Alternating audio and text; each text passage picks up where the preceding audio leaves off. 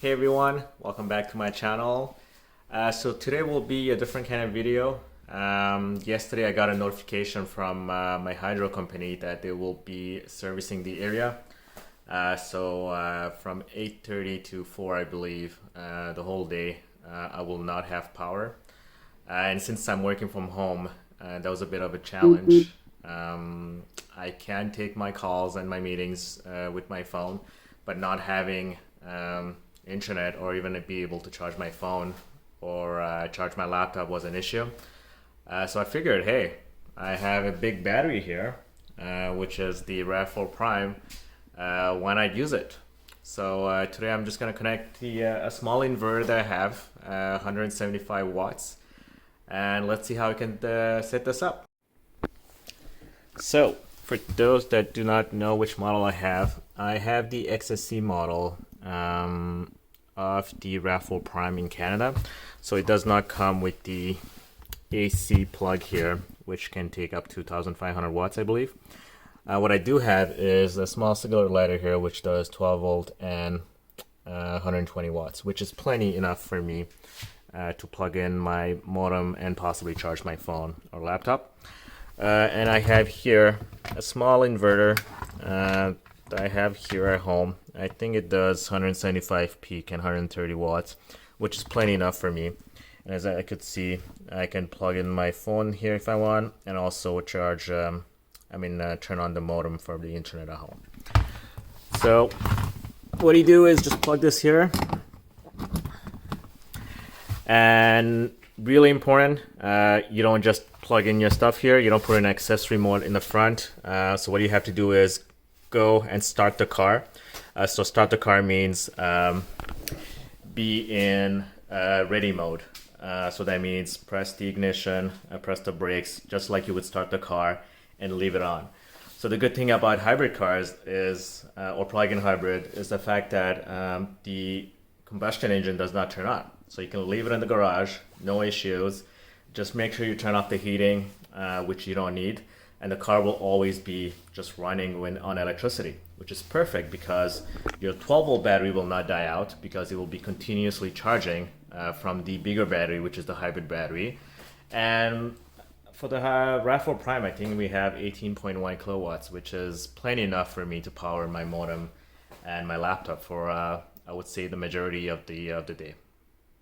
So let me show you what I'm going to do in the front, how to put the car in ready mode.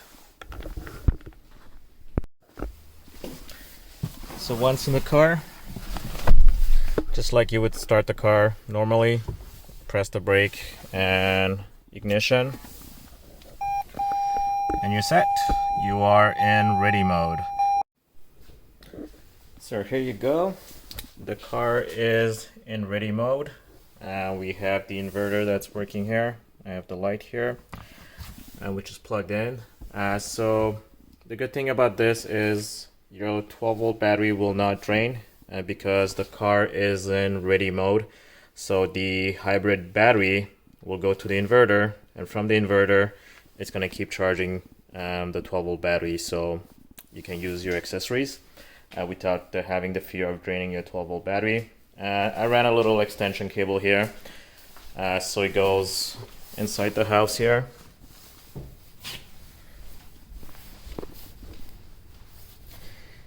And goes straight to my modem, which is currently powered on by this extension cable. So I'll be ready for the power shut off. So another point is, once you have the car started, as you can see, the lights also turn on. Even if you turn on the car with the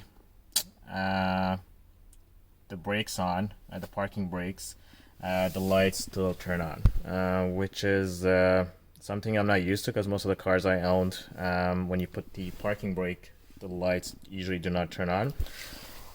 So you do have a few options here. You can take it off from automatic and just put it to just the daytime running lights here in this case. So what it does is it doesn't turn on your LED lights, but you only have your daytime warning lights, which can save your battery instead of running the full headlights. I'm not sure if this applies for our US friends, at least in Canada. On the XSC trim, this is what it is. The LED daytime running light on the top, and also the vertical lights at the bottom. One last thing I will be doing is turning off the screen. It is consuming power, so if you want to maximize the usage of the electricity, I do want to turn off the screen. I believe you have to go in display here, screen off. There you go. So you have this off, and you can also turn off the lights here. They are LEDs, but you know, if you want to save some battery a little more, turn off this light, and also the one in the back, which is turned on because the my rear hatch trunk is still opened. So here you go. This is how you actually use your RAV4 Prime as your backup generator or backup battery when you have a power failure. So I guess I'll be ready for today to have my internet at home and charge a few of my stuff.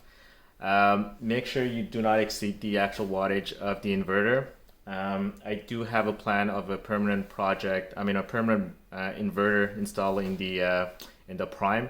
I'm hoping to put something around 1,500 or 2,000 watts, so I can run bigger stuff on it if ever I need it.